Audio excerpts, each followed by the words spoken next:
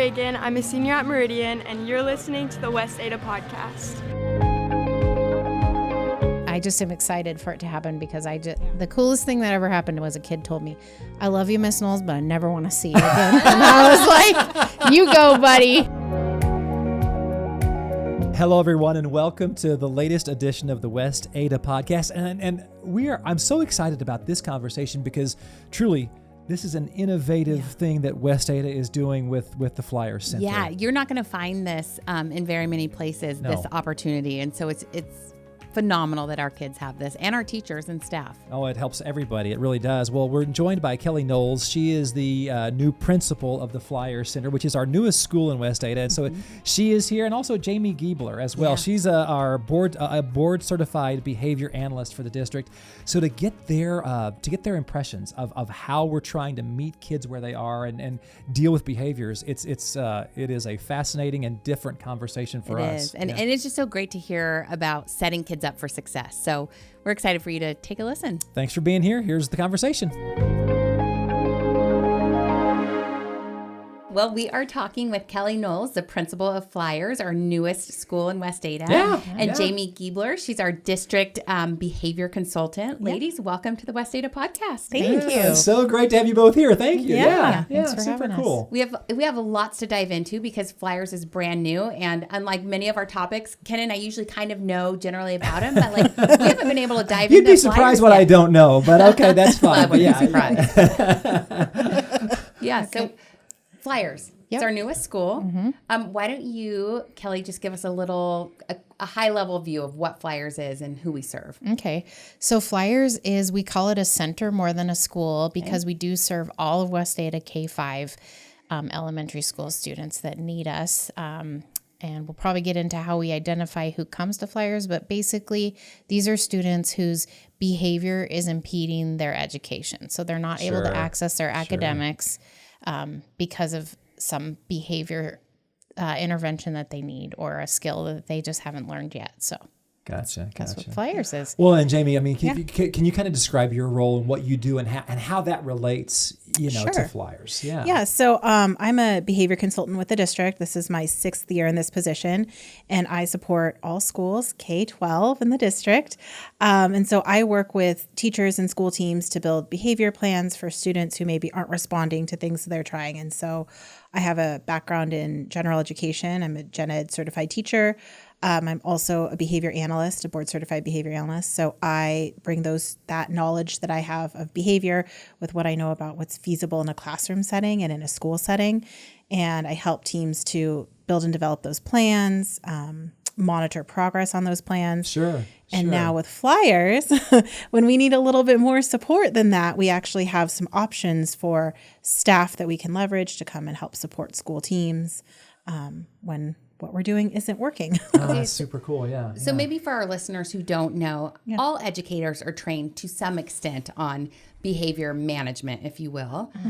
So when it kind of gets beyond what's outside their scope to handle an individual classroom teacher or administration, that's when you come in and kind of help make behavior plans, right? And that can be, you said anyone from kindergarten through 12th grade can be on a behavior plan. Absolutely. Yep. And this is something that, is for general education students. So a lot of times when people think of like a plan, they think, oh, we're talking special education. But this is a general education student, just like we teach kids who have academic skills deficits. And we have specific plans for how we're going to shore up those skills. We do the same thing for behavior. And unfortunately, our teachers have a lot on their plates every day. Oh, of course. And that specializing in behavior is just not something that teachers really even have the time to focus on. And so having somebody to come in maybe with, an outside perspective sometimes of, hey, here are some things in the environment that might be helpful to look at, can be really helpful for teachers. Sure. Wow. Well, and Kelli, before we get too far down the road, like your background, I mean, it's interesting to me that now you're working with elementary kids, but you kind of have a background with high schoolers. How does that work? What just high level, your background stuff? Sure. Yeah. So I started out as a high school teacher and I taught high school English. And I always ended up with the kids in my class that couldn't learn anywhere else. And high school's so different than elementary because you don't know a lot about kids. I feel like elementary teachers know everything about kids. They know Because if kids tell them everything right. about Yes. Sure, And they yeah, know if they can yeah. read or they can't read. They know math. They know all those things. So you don't know those things as a high school teacher. So you just meet kids where they're at. And I think that before I really understood what trauma was or being trauma informed, like that's what I was doing in my classrooms is I was building a culture. So I always said, if you just get the kids to like you can teach them anything. Like that's my 1-page book that I'm going to write. I love it. So I started there, and then I started to really feel for my students that would make it to junior English and they couldn't read. And so it kind of started my thought process of like, what's happening before I get them that they can't read? Yeah, where's the disconnect? And then I just started getting a lot of research into that and thinking about that and really the importance of like success for adults. If you can't read when you graduate high school, your choices are just limited, yes, right? I mean, and the chance you're going to end up in the system is way, way higher. Over half of our people that are in the system across the United States are illiterate. And so started thinking about that. And then it started to connect to these kids aren't learning to read because they can't access the education that's teaching them because of their behavior. And through all of that, I kind of went from a high school teacher to an instructional coach. Then I started at an elementary school, and I was like, we have to build programs for kids that can't access education because they're not learning ready. So I kind of did that. I was in a very small town in Sandpoint. The town that I was in was called Kootenai. And I just started, we got to build a program for these guys. We cannot just leave them to not learn how to read and leave our school. Like every kid has to leave the school a reader. So it started into this whole thing with building behavior programs, kind of doing it without anybody's consent up in Lake Ponderay. And it worked out, and then moved down here and saw that this job for a behavior center principal was open in West Ada, and I was like, that's my job. That's my jam. I do this. So now here I am. Well, how cool is it? How exciting is it to kind of build something from the ground up? It's really cool. Yeah.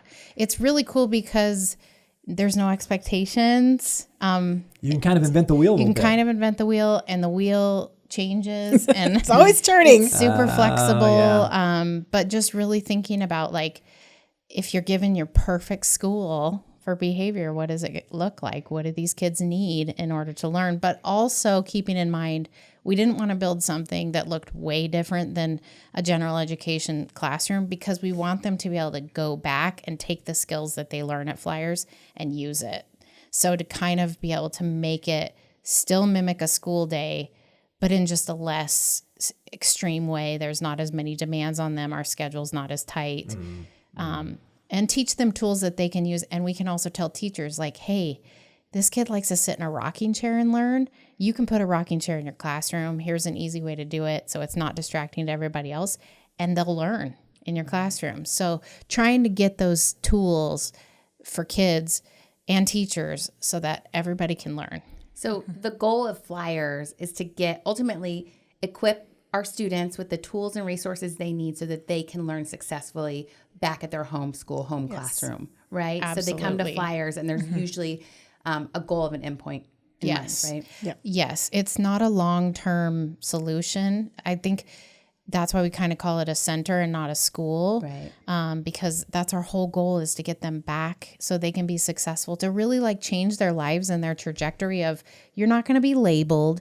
You're not going to be that kid. Right. Like this is your chance. You just don't know the skills and you just need them in an intense environment where that's what your main focus is on. We can stop the academics right in the moment and say, this is the behavior you need to focus on. This is what the skill that you need so that you can be successful at your school, but also help these kids learn to have a voice and advocate for themselves and tell their teacher, like, this is too hard for me. Can you help me? Or I need to take a break. I'm mad. It's okay to name your feeling. Just you can't flip a table when you're mad. So that advocacy piece is the biggest part that when I've done this in the past, like by the time they're ready to go back to their homeschool, they are so ready to go because they want to show everybody what they can do. I got this. And build that empowerment piece of like, I can do it. I can learn anywhere and I can do anything because I have all these skills. Right. Well, and before we get too far down the road, sorry, I'm kind of changing gears on us a little bit, but like, so Flyers is inside of Joplin, one of our other elementaries. Can you either one of you describe what that looks like and what that role looks like? Yeah, it's been tricky. So it's just a few weeks in. Right. What have you found that's like, oh my gosh, I didn't see that coming, Everything. So we have our own wing. We're separated from Joplin by a double set of doors. We have our own front office and we have our own enclosed playground. So we really exist. We call it the duplex. So that makes sense. But that's a good visual. Yeah, Good it is. visual, Yeah. sure. But just navigating things like we share a kitchen, but we don't eat in the cafeteria of Joplin. So getting our lunches and breakfasts and bringing them over. There's logistics stuff. Logistics is all. And the doors to the Joplin have been tricky because sometimes our students go through the doors into Joplin and sure. they're not, our kids aren't scary, but it's unexpected to have a kid just bust through the doors into the hallway. So navigating that, and Justine Burgess, I just have to say, she's amazing. She's the new principal at Joplin, and working with her to make this a partnership has been awesome. Yeah. Oh, that's cool. Well, and it makes sense. I mean, that school had, pretty low enrollment. Yeah. It's pretty centrally located for the district. And so really, I mean, it was the perfect location to make that duplex, if you will. Yeah, I think so. But anytime you open a new school, there's always like, there's there's a always work stuff. delay. Oh, there's a furniture delivery. And so I think that's been a challenge too, of like getting everything in place and like getting all of the work orders finished up and wrapped up, because, it's always, that's always challenging. Well, and it's not like a school, a center like Flyers would need to be up and running on the first day of school, because really you need to identify your students, right? Because they are at their home schools. Yes. Yep. And they all started there. We actually opened September 9th was when we welcomed kids. So they all started at their least restrictive environment, which is their home school. And that's always the goal in education, right? Always. Yep. Always the goal. So we started them there, and some students that Jamie had identified from last year that she thought could potentially qualify for Flyers ended up coming back from summer break, and they, for whatever reason, did great. They developed it. It was summer. It was awesome. We could celebrate that and move along. Yeah. So, but we had new friends who were ready to join us too. Yes, and we have a list of friends that are waiting to join us. Well, and maybe that's a question for you, Jamie. I mean, I'm sure that you're an integral part of identifying those kids who would benefit from Flyers. What does that look like? What does the referral process look like? I mean, from your perspective, how's that work? So, I mean, it all starts with the school's MTSS team, which is their multi-tiered systems of support team. And so just like when we see an academic skill deficit or a behavioral skill deficit, our classroom teachers are trying all sorts of strategies. And then if those aren't working, they bring it to their building team. And then it's a team decision of what do we do next? What's our next support look like? That's when I may potentially become involved to help support that next step. And really, we're looking at students who oftentimes what staff say is, they're great one-on-one and we can do these things when we just give them the time and the space, but it's really hard for me as a classroom teacher to slow down and give them that time and the space that they need. Right. And so those are the students that we look at as like, maybe they would benefit from extra support. And we've really been very focused on starting with a push-in model. So because Flyers is going to be more restrictive than a homeschool, we would start out by bringing a Flyers staff member over to the homeschool, doing a little observation, and then making some suggestions and maybe supporting the students. So they might be working with a Flyers staff member for a couple of weeks to learn some skills. In their homeschool. In their homeschool first. I see. Okay. Always. Yep. Okay. And then at And that's that what point, you mean by push-in, is trying to keep them in their same in their same classroom, in their same environment. Yeah, because change is hard. It's hard for everyone. And so for a student, if we're going to say, hey, we're going to have you learn at this different location than what you're used to, like that's a big change. So we want to make sure that we've really looked at all of the options available in a student's homeschool first before potentially looking at bringing them over to the center. Makes sense. Yeah. Well, I would think that you have to have like buy-in, right? You'd have to have have buy-in. buy-in. I was just thinking. You'd have to have buy-in from the families, from the homeschool.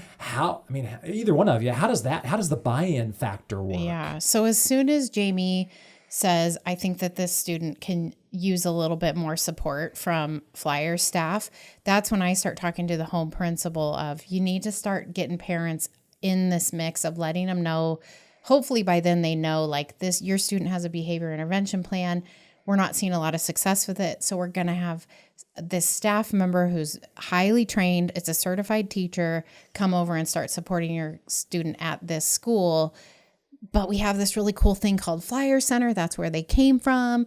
And it may be that your student just needed that little extra support, and we figure out a plan that works and Flyers support fades out.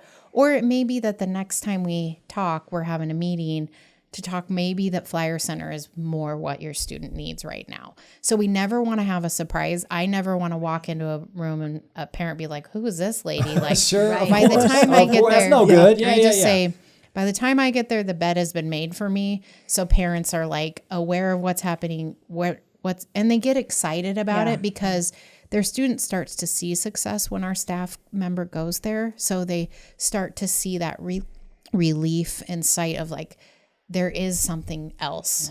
There's another option here. And every time the phone rings, the principal's not going to say, oh boy, Johnny needs you to pick him up, or this happened again. Like there's a light at the end of the tunnel. Like we're going a different path and the option is different.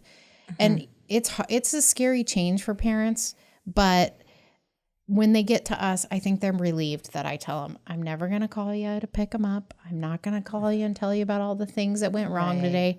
I'm going to call you to celebrate or ask for your help supporting this. Yeah. And you visibly see parents relax. Sure. When I actually had a mom break into tears when I told her that. And she said, I have been offered a promotion at work and I have not taken it because I can't travel because I always have to pick my son up from school.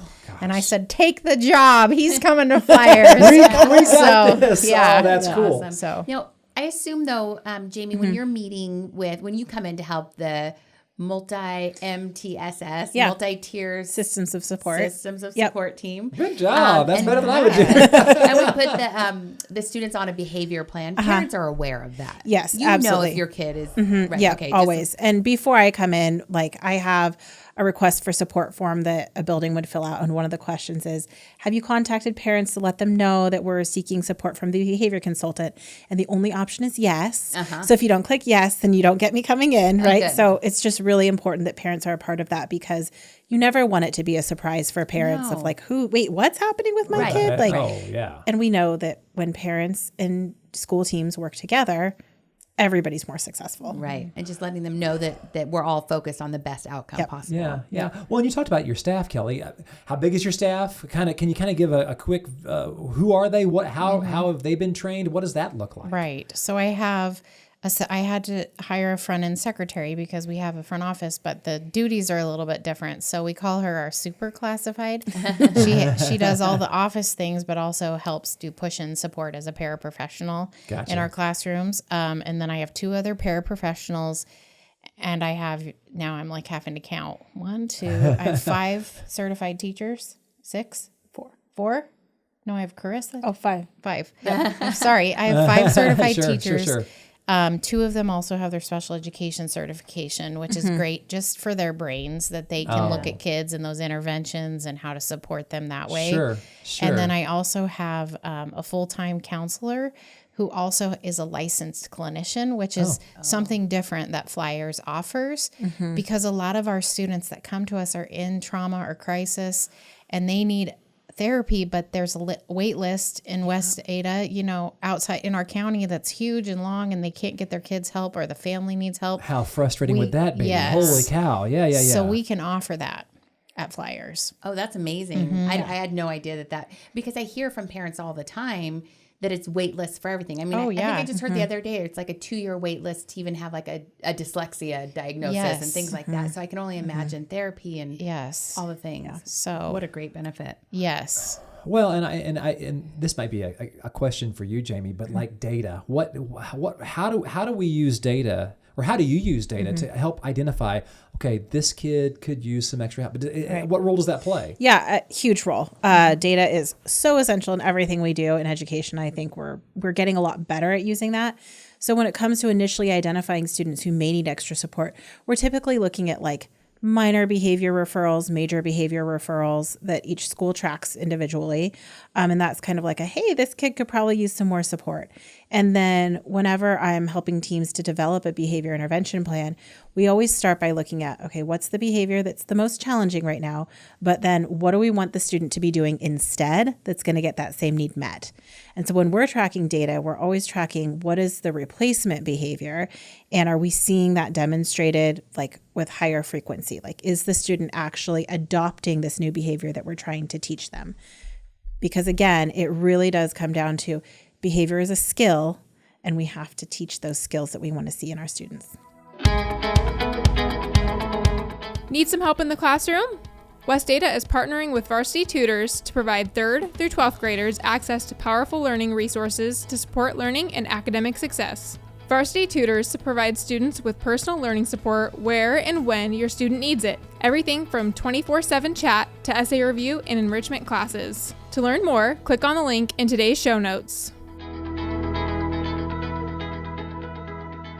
Okay, Jamie, you were talking about swapping behavior skills for other skills. So can you give just like a general example of something? Sure. One of the behaviors that I see very commonly in schools is we call it elopement, but basically like running away or leaving without permission. Okay. And oftentimes when we see that kind of behavior, it's because a student is avoiding a task. Like, oh, I don't like this assignment. I'm just going to leave. I'm going to get on out of here, right?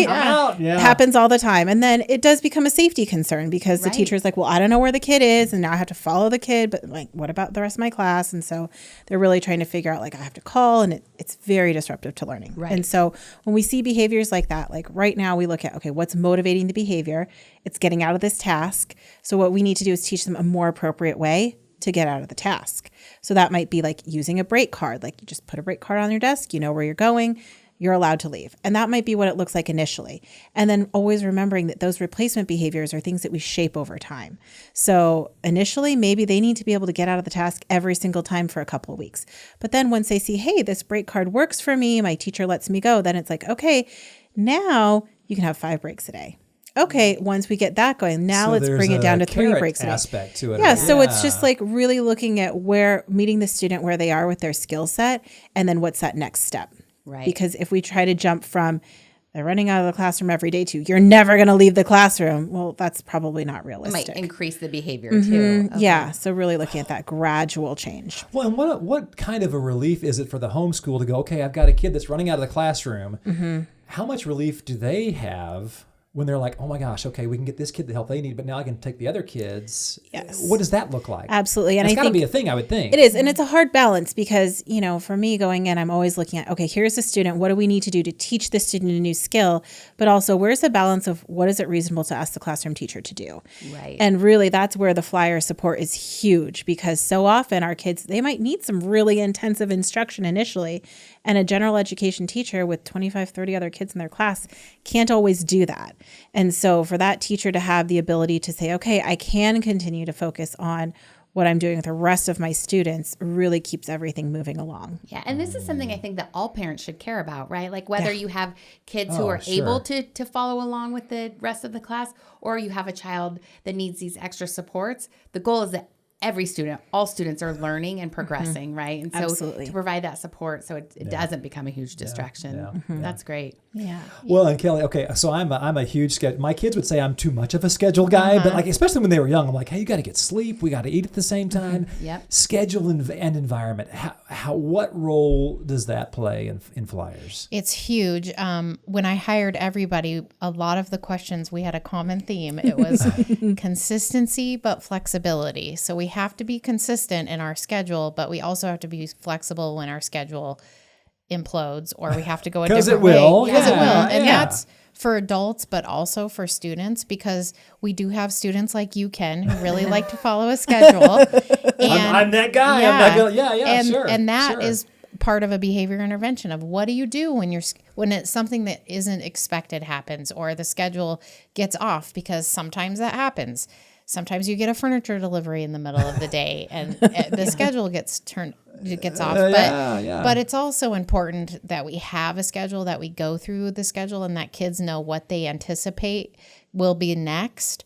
But the big thing is, and this is something that we do at Flyers, but also to remind teachers in classrooms too, is talk kids through that of like, I get it that lunch was 5 minutes late today, and we always eat lunch at 12:30, and that is upsetting and that's frustrating.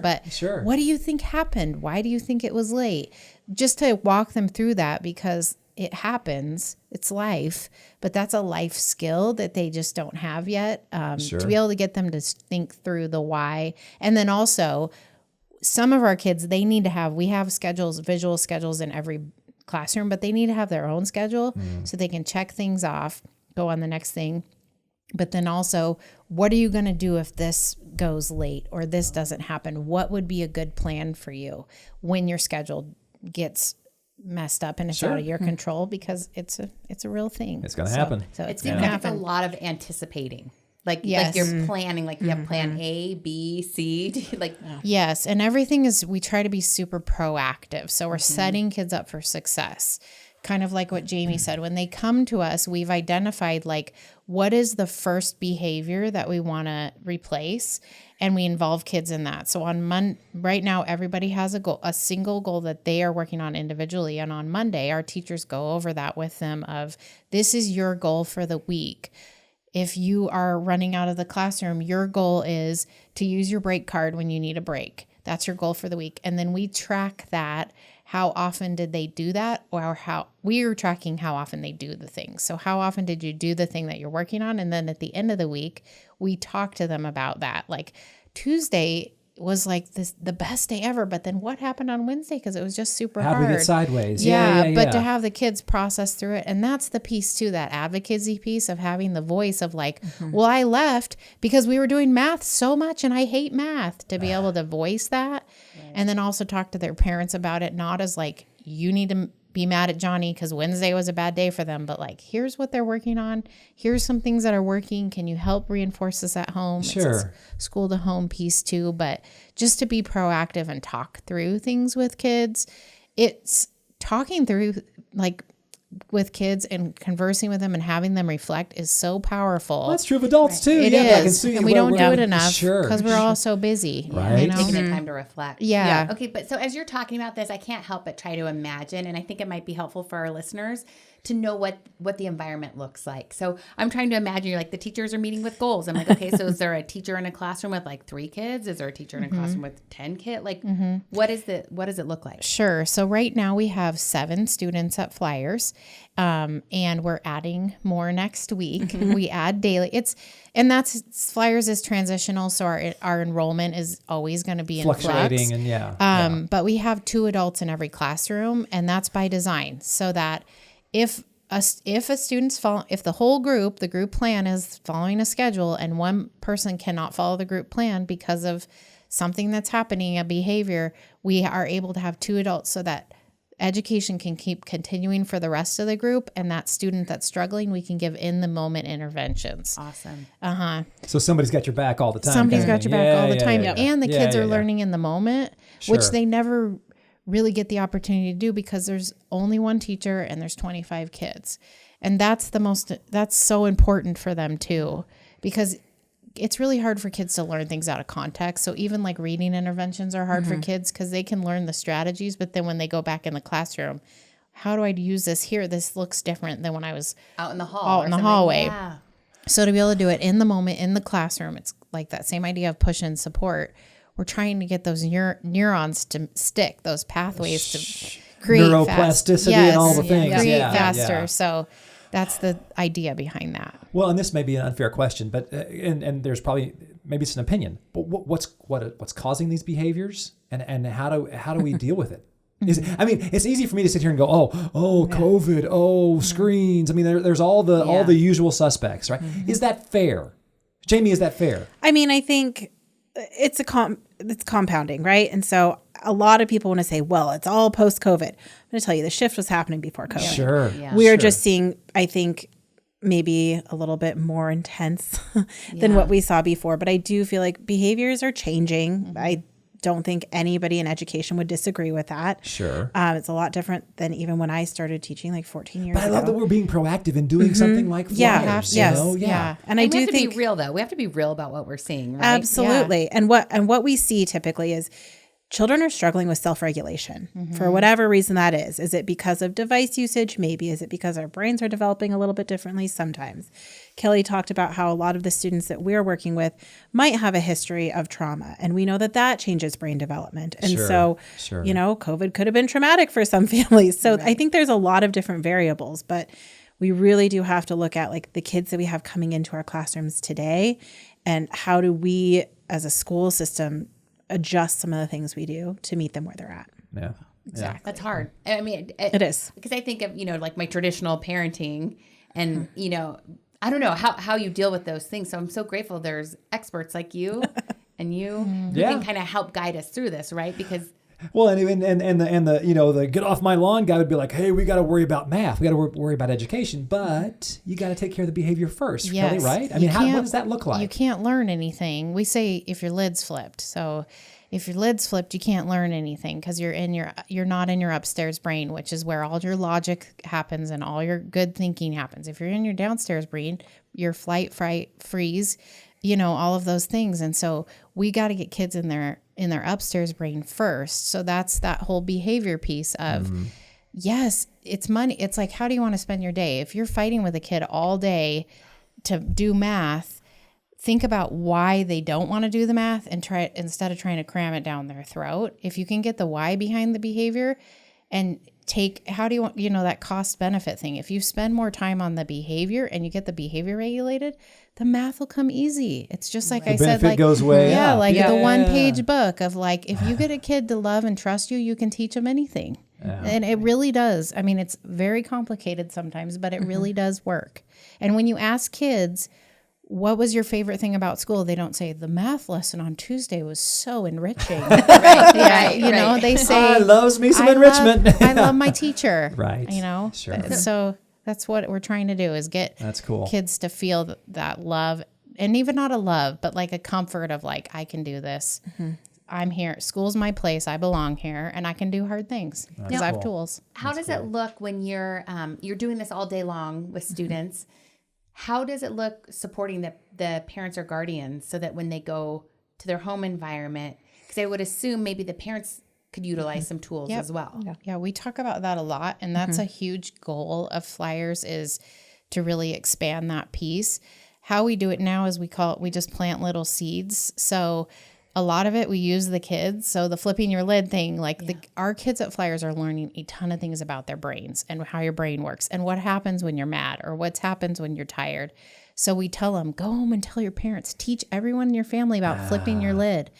And parents love it because they're like, thank you for that vocabulary. So now instead of me yelling at my kid, I can say, my lid is flipped and I need a minute. You just gave them a tool in their toolbox. Yes. Without telling them you're failing as a parent. You're a terrible parent. I'm a teacher and I'm going to tell you how to teach, be a parent. Sure. It's more of like, this is working for us. So you should try it. It's going to make your life easier. Try it with all your kids. And that's kind of like the start, but we have big plans, we want to make Flyers a community center. So give parents, we have ideas of like making things together as a family, like come in and make some bread and then bring it home and bake it in your oven. But then also while they're there, integrate some of those things because as Jamie said, kids are changing, families are changing. We can't just keep doing the same thing and expecting different results. So we all have to be in this together of here's what works. Here's a tip. When we got all raised, and I'm going to date myself, but I was raised in the 80s. Yep. Like when I was raised in the 80s, like if I did something naughty at school, I knew my dad was spanking my butt when I got home. 100%. Now parents say, I spank them and it doesn't work. Okay, so we need to find a replacement behavior. What's the right button to push? Yeah. So that's kind of how we're trying to involve parents. Well, I love that you're using language that the kids can understand, like flipping my lid or what. That's cool. You're giving upstairs, teachers, downstairs brain. That's so good. That's all. Okay, and we touched on this a little briefly, but we dig in a little like therapy? How big of a role does therapy play? Because they're dealing with some stuff. Yeah, and it depends on how you define therapy. Like I feel like a lot of what we do is not like therapy, like tell me about how there's you no feel. couch involved. Let's dig down into your deep past, but like that it's okay to talk about your feelings and it's okay to feel all of those things. What you do when you feel those things is what we're focusing on. Our counselor does when part of our process for students is she does an intake with families. and explains what she has available. And it's at a parent's comfort level how much she individually supports a student. So she supports students in the classroom with lessons, just like all of our counselors do in the district. She also, like, if we have two students who are really struggling with sharing, she'll do a small group therapy with them of like teaching them those skills, those behavior skills. But then she also all of our students, we have consent right now. All of our students spend 2 times a week with her for 30 minutes. Oh. And that's more one-on-one. It's not really to the clinical side, but it's more of like, here's your specific goals and how can I help you with that? But also gives kids a time to talk through, like, I'm having a bad day because this and this happened. And we're finding that our environment is so small and we are like a family. Kids are sharing a lot of things with us. And our kids are hurting and they're coming to school with stuff that's real heavy. So to give them the opportunity to say, this is how I feel. And for us to be like, we love you. That's okay. We're going to make it through. Your back. It's going to be okay. Yep. So that's like one of the most rewarding things for me that I've seen is like, they don't have to carry these burdens around and no one knows about them. That's cool. Yeah. I just keep hearing partnership, right? Like everyone's working together for yeah. our kids. And I hope that parents are hearing through this, that we're not trying to take away any parenting. We're not trying to take away any parent responsibility, but like, let's come alongside and do what's best for your kids to really help them be successful. Yeah. Because everybody's doing the best they can. And being a parent is so it's hard. the hardest job I've ever had. And doing the right thing when you're working yes. or you're not, or you got all these stresses, like we're here to help. That's all we're doing. Well, and Jamie, this is not your first day with behavioral issues. No, it's not. But I love what Kelly's talking about, community. Yeah. How important is community? Why is that so important? I mean, it's essential to everything that we do. I think, my very first degree is in sociology and really studying the way that like we all live with this inherent social contract. Like we're all part of a school community or part of a neighborhood, and there are expectations for being part of that community. And for some of our students, it's not really clear what are those expectations. Some of the Flyers kids don't really understand how they fit in. What we're seeing is that kids, maybe they really struggled with friendships at their homeschool. Maybe they really struggled to feel safe and connected at their homeschool. And so as we see them get more comfortable, they're sharing, we're having our morning meetings every day, and students are able to share things that are like really personal to them, sometimes with their peers. And then they see, oh, that person didn't reject me. And it allows them to like open up even just a little bit more. A lot of our kids have defense mechanisms up. Oh, of course. We all do. Yeah. You know, that behavior at school, it looks like unkind, but maybe for them, that's safety. And so for us to be able to have them in this environment where they have adults they feel safe around, they have other students they feel safe around, all of a sudden they're able to kind of like learn some of those things that maybe they were missing out on before. Wow. So what does it look like throughout this trajectory of their time at Flyers Center? So, you know, you're teaching them, they're in the classroom. I assume there's a plan or something that we follow. And if once we get to this point, then we consider going back to homeschool. What does that look like? Yeah. So it's all based off that behavior agreement that we talked about. So they have goals of things that they're working on, and we're taking data on that. So when they're meeting it 80% of the time, we know that they've got it. Okay. And they can access that, whatever it is, intervention at that time. So we work through different goals, and we start with a basis of safety of what does it mean to feel safe? What does it mean to keep it safe? What does it mean to make everybody else feel safe around you? Once they get to that part, then it's that connection piece of how do I build, I'm safe now, how do I make everybody else feel safe? And how do I do things in my school to be safe? Then it's problem solving. So that's more of like, I have all these skills that I know how to use. Now I'm going to use them when I'm learning. And then once they get to that point where they're learning, they're spending most of their day in their upstairs brain, their lid is on. Then we say, okay, it looks like they're ready to go practice all these skills at their home school. We then put them back in their home school. And it's either going to be, we haven't done it yet, but it's either going to be a full day or a partial blend in with support of Flyer staff, so we can teach in the moment, in the homeschool, in the classroom. And then we'll fade out, and it's a one-way street. So once you leave Flyers, you don't come back. Because you don't need to come back. So it's a one-way street. So that's kind of the idea behind the transition piece. And some kids will go quick, and some kids will take longer, and that's okay because we don't have a deadline. Follow West Ada School District across your preferred social media channels: Facebook, Instagram, Twitter, Nextdoor, and YouTube. You can find us there today. Kelli, you had mentioned at your previous district that you kind of created a program, kind of like a baby start to this, and then you come to West Ada and you're getting kind of really bring it to life.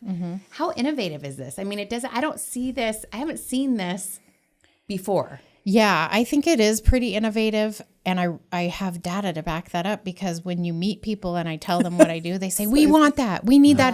I need to talk to you longer. Right. I need some of your time. Yes. Yeah. And that's what really drew me into it, of this district has it figured out. Like, we have to do something. We have to change the way that we are educating kids, that everybody doesn't fit into the system. Right. And that, to me, was like, I got to do that. I got to be part of that, because I also think part of Flyers is that we don't just want it to be a center. We want it to be a system. So we want to be able to emulate what we're doing at schools. And that's that whole piece of having our staff to be like, hey, maybe try this little thing to tweak your classroom, and everybody is going to learn better because of it.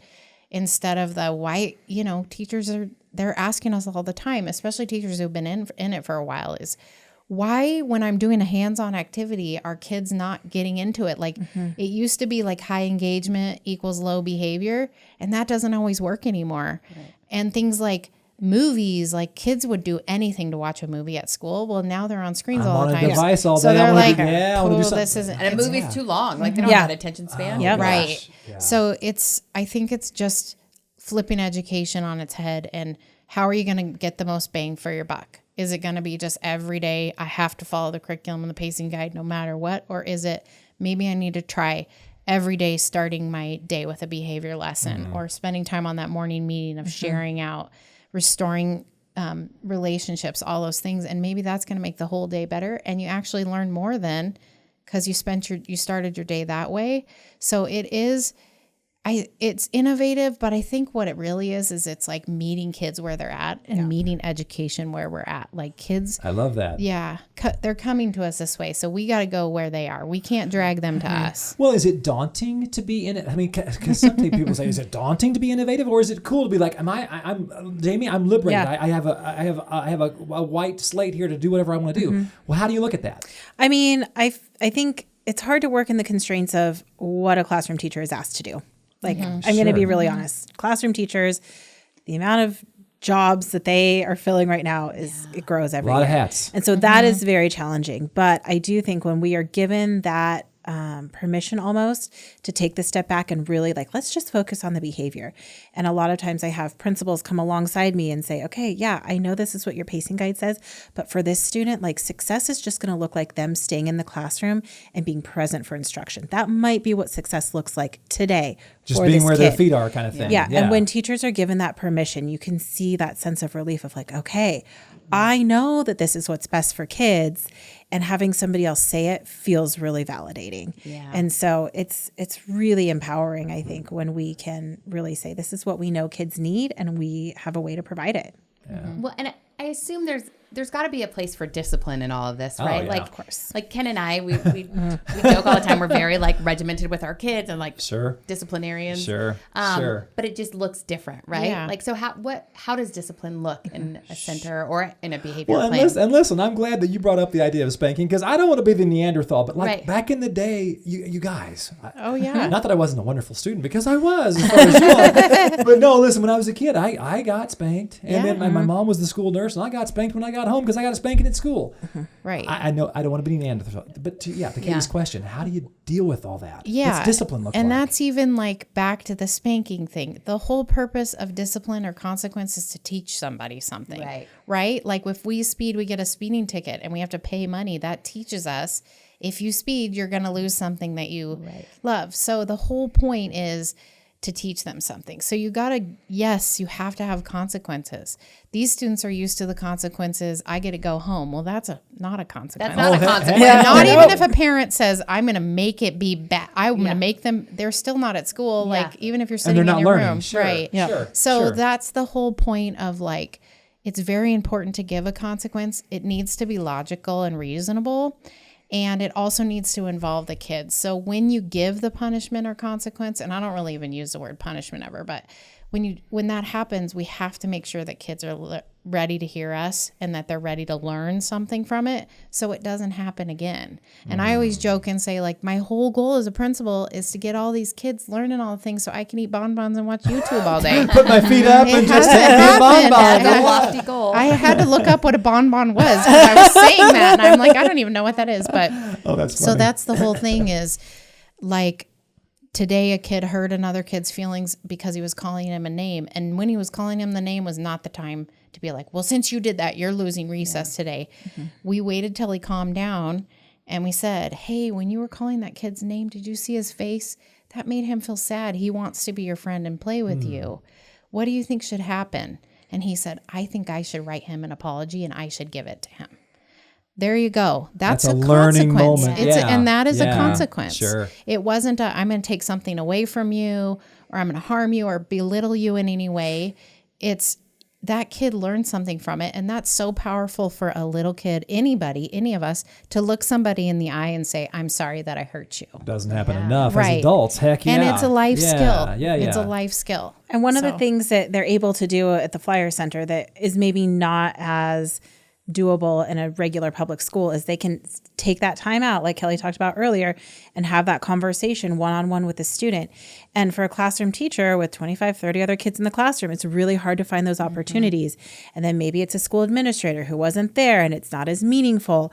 And so sometimes in a traditional public school setting, we do have to rely a little bit more heavily on, we just can't handle this right now. Like, we don't have the resources. Right. We're going to need to send you home until we can come up with a new plan. Right. And so it's just giving, at Flyer Center, we have a little bit more latitude to address those things. Well, and I'm not sure if it's fair to say the luxury of time, but time is a luxury. And we can work on that. Okay, well, let me ask you this, kind of shifting gears. Like, one of the things I work on with my kids all the time is like self-advocacy. And you've talked about giving them words. And what's that like? What's that look like from your perspective? Like teaching these kids how to advocate for themselves, and what does that look like, Kelly, from your perspective? What comes to mind is choice equals voice. So everybody wants a control of their life, and everybody wants choice in their life, no matter how old they are.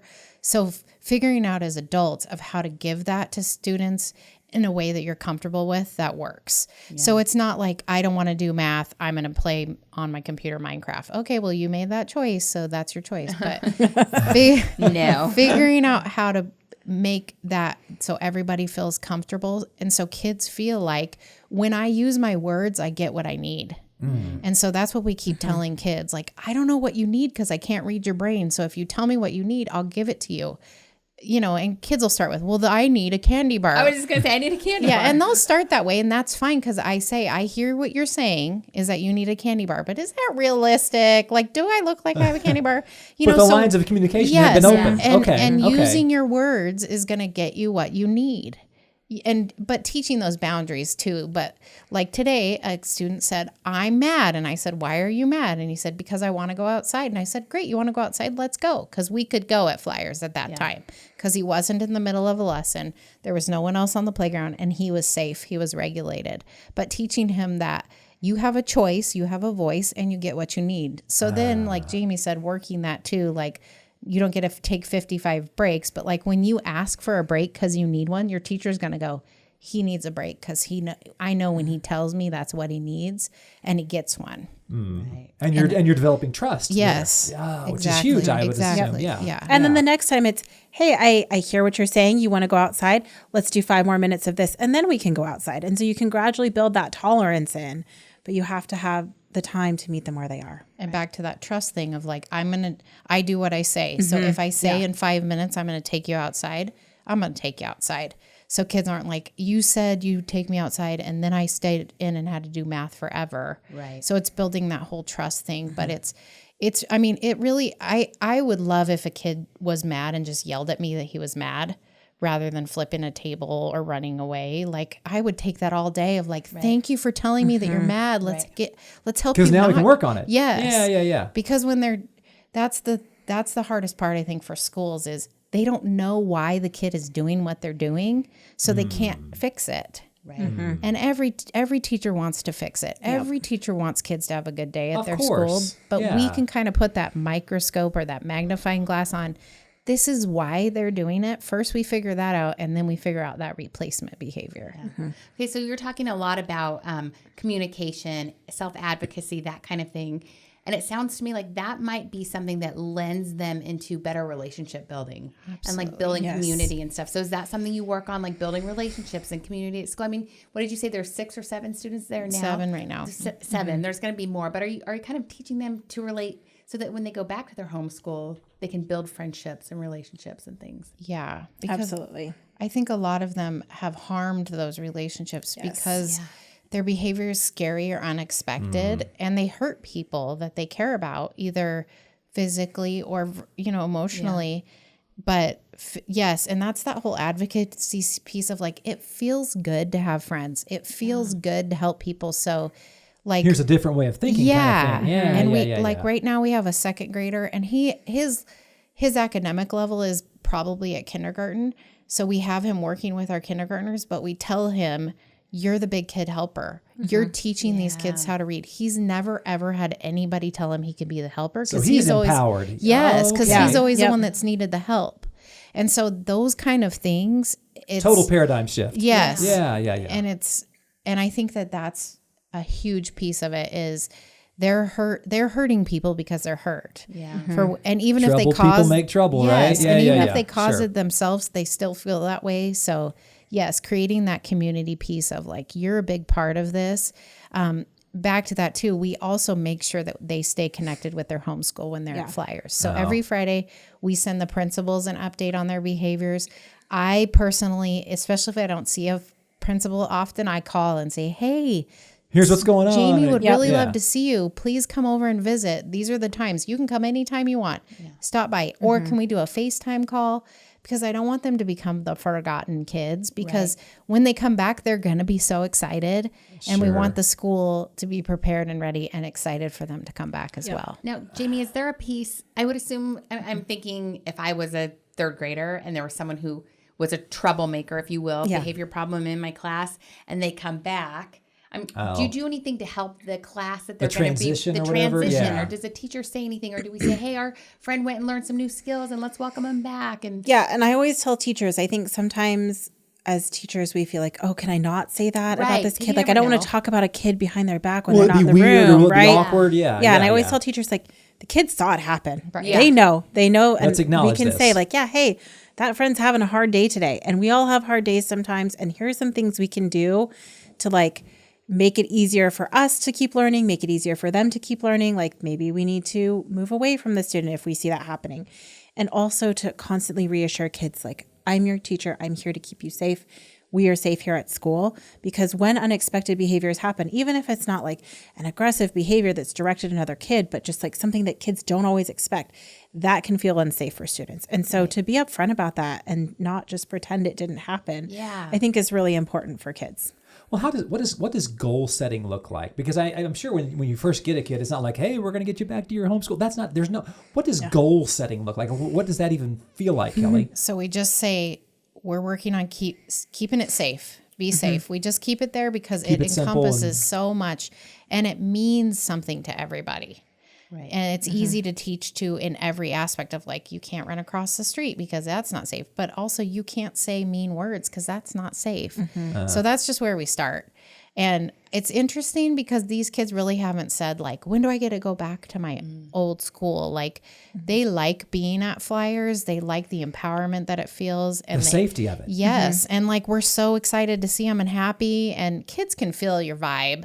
And whether you want to or not, you do. If you have that kid, you get a little, whenever they do anything, it makes you kind of feel like, oh no, is this going to be the time? And so we work a lot as adults of we've got to be okay. We've got to be baseline so that we can support these kids no matter what. So we're always just really calm. And I think that they really like our vibe. I'm sure that's important. Yeah. And it's interesting because like there's conflict between students sometimes, right? Like they argue, they might say unkind things to each other. But what's really interesting is I feel like they are more likely to forgive their peers because they're like, I've been that kid. Mm-hmm. I've said Been the there, mean done thing, that. Yeah. you know? And so it's really interesting because they're always like repairing those relationships, restoring those relationships. And they still they love seeing their other classmates at school. Well, and maybe this is too soon to even ask, but how do you know when a kid is ready to move on and go back? Have you even experienced that yet? What does that look like? Or do we know that yet? We've got one that we think is pretty close already. He's a kindergartner. And because his behavior, we keep a lot of data, but like on the not data side, his behavior resembles that of a student. And this is also a big thing. He's noticing himself, but he's also noticing others. So today he said, my friend, I'm not going to say the name, but my friend's lid is flipped, Miss Knowles, and I feel like I need to move away. And I was like, yeah, buddy, you totally did it. You're awesome. But like noticing. And also, yes, you do.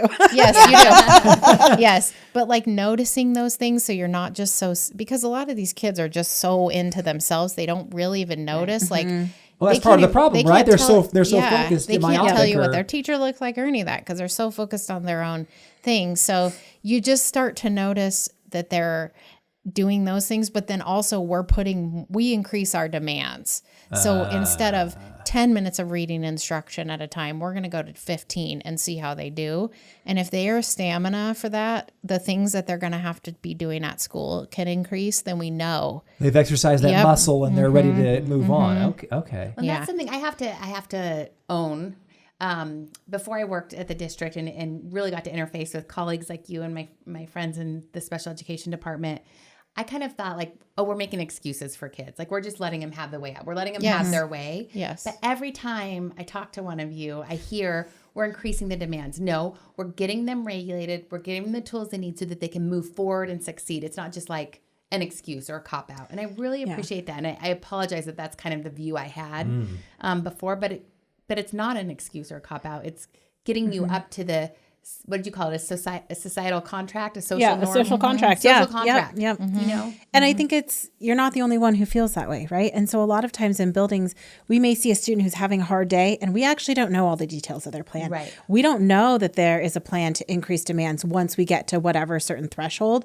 And so sometimes from the outside looking in, it might feel that way. But if you're doing really high quality behavior intervention planning, you always have a goal. You always know what the next step is. And you're always working to like build independence and decrease dependence on adults. Yeah. Well, and they feel safe there. You said they feel, which is awesome.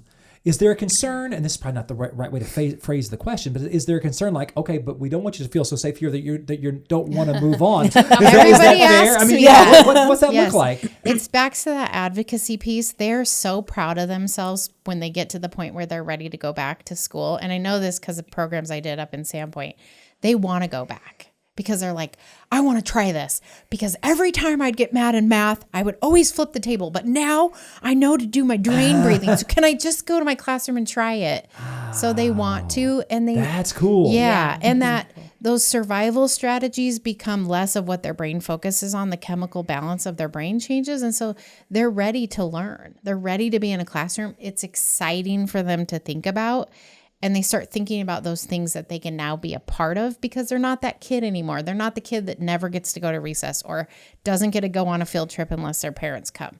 They're not that kid anymore, and they're excited to experience those parts of school that they never could before. And so, I mean, I just am excited for it to happen because the coolest thing that ever happened was a kid told me, I love you, Miss Knowles, but I never want to see you again. And I was like, you go, buddy. Yeah. You go. I love it. And we're getting to them younger, right? Like the intervention's coming sooner. So it'll be super interesting to look at the data in like 10 years maybe and see if some of our other options later on are decreased. You know? Yes. Yep. Yes. And so cool. It is. And it's just cool that I tell my staff, like, I want to change lives. And that sounds like a huge thing, but like, that's what we're doing. That success that they're building. With 7 kids at a time. Yes. Right? But we laugh about it because we do a lot of learning through play. So the bigger kids are doing a lot of their math. They're banking. And I'm like, all the Flyers kids are going to be bankers. All of Meridian is going to be full of bankers. So you're welcome, the future you. So yes. Yes, so financial you. Yeah, well, we've been going for a while, you guys. Is there anything we haven't covered that we need to hit on? Like, hey, Ken, we didn't talk about this. I mean, because I'm just so excited about the innovative ways you guys are going about this. Anything we haven't touched on? I don't think so. Jamie, like parents getting the resources they need. I mean, people are there identifying, like, don't be afraid to ask. Talk to your teacher. Reach out to your teacher. Reach out to your school counselors. Parents, school counselors are amazing resources. If they don't know the answer, they'll find it. And it's not a judgment. It's not a judgment, right? No. We're all just helping each other. Yep, absolutely. And that's the main message, is that we're doing this because we love your kids. We love you. Everybody's doing the best they can. But we got to get all means all. Every kid has to learn. And so that's why we're doing this. So if you need help with that, great. I do too. Like, amen. Right? So, buy-in from everyone. That's right. Yeah. That's right. Well, thank you so much. Thank you guys. It's great to have you here. Yeah, of course. Well, again, I just the innovative way those two ladies are going about their job is super exciting. Yeah. I mean, it's phenomenal that our kids have this, and it's good for all students. It's helping all students learn, not just the kids who go to the Flyer Center to get the skills they need. Well, I love that we're doing it, and I love that you're here for this conversation. Hopefully, you got some nuggets that are going to help you moving forward. And always, you can contact us for more information as well. Please subscribe and listen wherever you get your podcast, whether it's Spotify, Google, Amazon. If you listen on Apple, please rate us and leave a review. And as always, you can watch on YouTube, and please go there and subscribe to our YouTube channel and check out the podcast from a visual standpoint if you'd like. This week's question, and I'm really interested in hearing what you all think, whether it's on social media or via email, but what behaviors have you observed in your child or their classmates that may disrupt or hinder learning? Because we've all got our things, and even our kids too. I know my kids totally. have got some my issues. Kids come home and they say stuff, and I'm like, well, how was that handled, and what was done about it? So we'd love to hear from you. We're curious. We want to know what everyone's doing across the district and how you're responding. Yeah, you can send us an email at communicate@westada.org or just respond on social media as well. To learn more, listen to past episodes, you can visit westada.org/podcast. And a very special date is coming up on the horizon as well. Yeah, so November 12th is the official grand opening, ribbon cutting, Chamber of Commerce and staff and community members and all that. So it's 5 o'clock on November 12th, the official ribbon cutting for Flyer Center. And I can't believe how they've only been doing this for a few weeks. And so I'm just so excited about where we're going with all this as well. Yeah, it's a great resource. So we're really lucky. And then coming up on our next podcast, we get to talk to another one of our wonderful colleagues. Patricia Vandenberg is an absolute, she's just amazing. She's a rock star. Yeah, she's brilliant. Yeah. She has a math mind. She's our math coordinator for the district. She does math way better than me. But she makes it fun. And she works really hard to make sure all of our teachers are learning how to teach math in a fun and exciting, engaging way for our students. And so that'll surely be a great conversation, talking about professional development days and all that kind of thing. Yeah, and why do we show up late on Wednesdays, and why do we commit 4 days a year to this professional development? Right. These are things that she can help, because I know as parents, you're kind of like, Wednesday. What are we doing? It's late start Wednesday.